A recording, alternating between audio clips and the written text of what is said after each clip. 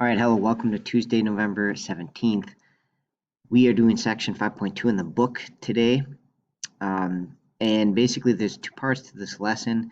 It's kind of an important lesson. It ties together a lot of concepts about polynomials, which is what we're working on in chapter 5. There is a note sheet that goes with it, so you can, if you have access to a printer, you can print this off and fill it in as the video goes along. If you don't have access to a printer, obviously you can just write the stuff out in the notebook. This just saves you a little bit of writing. And we have our little note, completed note file there, you can reference, and then we have a Schoology blue puzzle piece today. The test will start to look like this format, so I want you to get practice with that in the homework. So your homework will be this little blue puzzle piece. I think that's pretty much it.